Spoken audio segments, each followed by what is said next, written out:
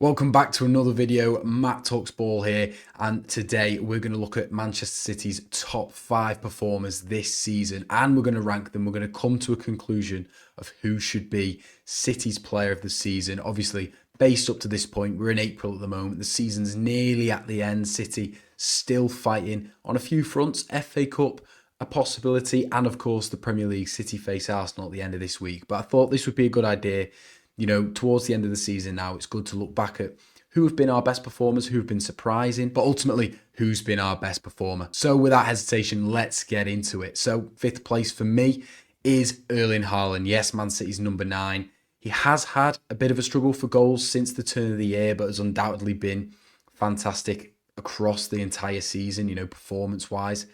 If he's not been scoring, the guy's been coming back defending set pieces, using his physicality, using his body to help the team in difficult moments. And I think that has been a real development of his game. I think on the ball as well, he's been a lot better, Erling Haaland. I think he's been able to drop in deep link play a lot better than we've seen in past years. Obviously, he had a real dip in form, like I mentioned, around the time that the change of the year came, 2026 came, Erling Haaland's goals dried up a little bit. It didn't help that he was playing pretty much twice a week. There was no Marmoush to come in because he was at AFCON. And I don't think that helped him. And of course, like I mentioned, his overall all-round game, helping out in defence and everything like that, probably just didn't help him.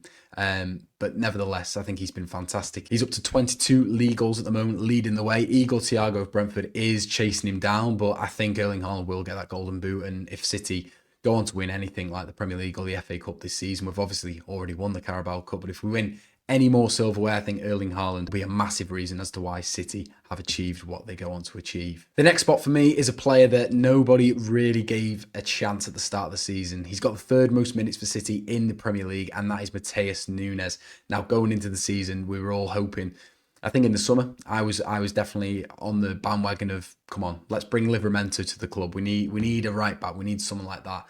Rico Lewis started the season. Obviously, his season kind of drifted. His form drifted. But Matheus Nunes made that position his own. I think he's only missed 2 available games in the Premier League this season. He's been solid, reliable. I'd say 9 times out of 10 games, he's been solid. And yeah, I think overall he's really developed his game. He's really come on. He's 27 years old. He's one of the senior guys in this young group now. And I think he's really stepped up and relished the opportunity. And hopefully that, going forward now, he's a real option for City, even in the summer, because I do think that there's not many right back options out there. I think that market is quite limited, and I think City could do a lot worse than Matheus Nunes at the moment. So maybe it's the case that in the summer the club go for a younger, up and coming right back option who can maybe deputise to Nunes for a year or 2 before obviously going on and becoming the first choice option. But no, I absolutely love Nunes. I've loved his, comeback story almost at City. He was written off, to be fair, by his manager. Not clever enough to play in midfield, not intelligent enough.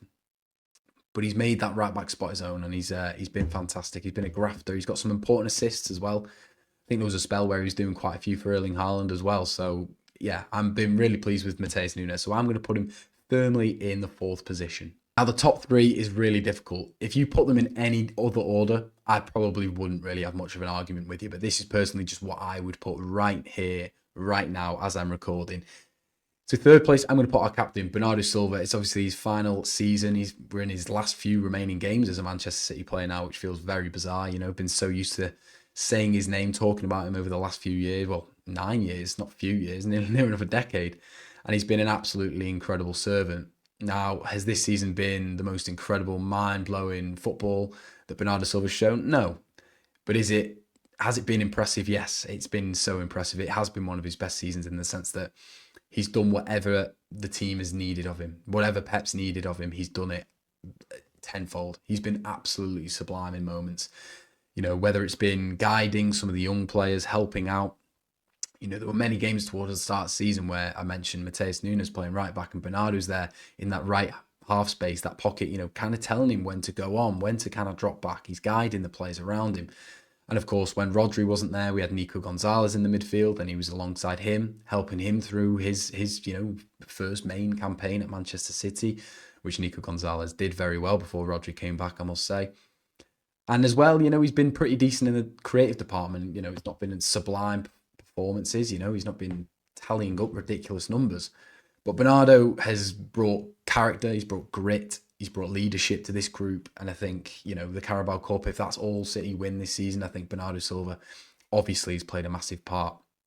But if we go on to win that Premier League, how good would that be to see him lift the Premier League title? That would just be incredible as a Manchester City fan. Whether he's been pressing relentlessly, whether he's been covering space, he's just been fantastic. From game week 1 up till now, he's been incredible. Such a reliable performer. I think he's only missed 9 games during his whole time at Manchester City through injury. He's just so reliable.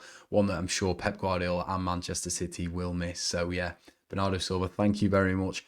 I'm going to put you in third, but it's been a great season. Now this is crunch time. This is getting difficult. So it's between 2 names here, Nico O'Reilly and Ryan Cherki.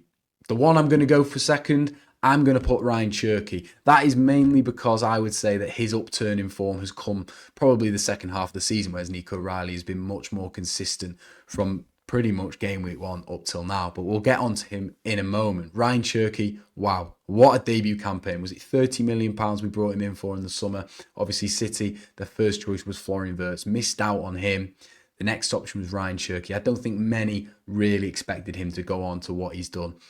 Dominant performances, just Chelsea, the last game week, he was incredible. The cup final, the swagger at Wembley, to do that as a young player in your debut campaign, absolutely ridiculous. And I absolutely love watching it. And, like I say, he's a young player. We're going to see him for many, many more years at Manchester City. So I'm very excited to see what he goes on to achieve. And yeah, like I mentioned, it's been a fantastic campaign from Ryan Cherki. And despite only starting 15 Premier League games this season for City, he's had a massive impact. Across all competitions, he's got 9 goals and 13 assists. And like I mentioned in the Premier League, he's been fantastic. In just them 15 starts, he's got 10 assists. So that is second in the league behind Bruno Fernandes. We're not going to give him too much praise on this channel. When things were going stale towards the new year, Erling Haaland's goals were drying up. Pep needed something. He needed that extra layer of creativity, and Ryan Cherki stepped up to the plate, and he's been fantastic, and he's not really looked back. City fans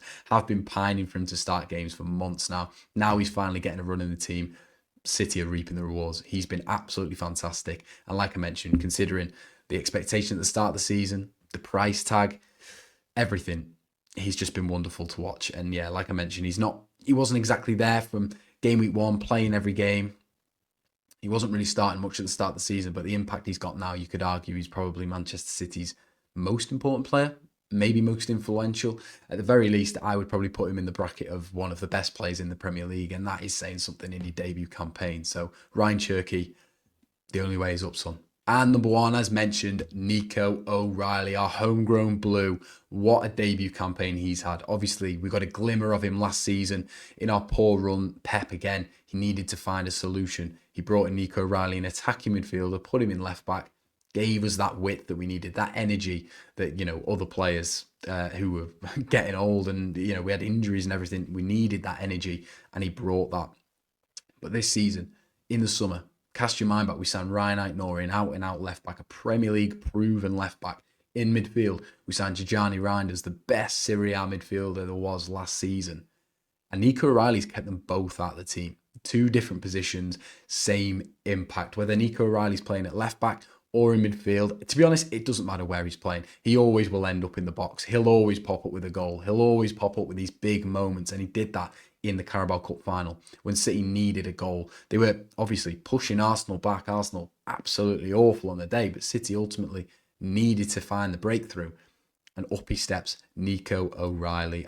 Wow, just what an impact he's had. He's been absolutely fantastic this season. When he's got his chance, he's taken it, and he's not given anyone else a sniff. Like I mentioned, those names that came in the summer, you'd expect back in August, you'd cast your mind back, you'd think they're going to be starters, not Nico O'Reilly. No, Nico O'Reilly is now one of our most important players, and he seems destined now to win Young Player of the Year.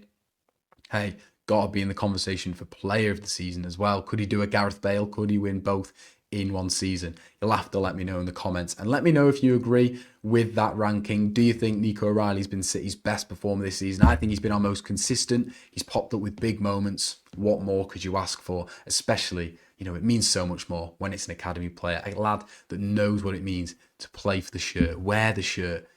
So yeah, absolutely brilliant campaign. Hopefully City can now push on in the title race and yeah, get past Arsenal this weekend. Thank you for watching. Make sure you like the video, subscribe if you're new, and like I say, let me know in the comments what you think about my ranking.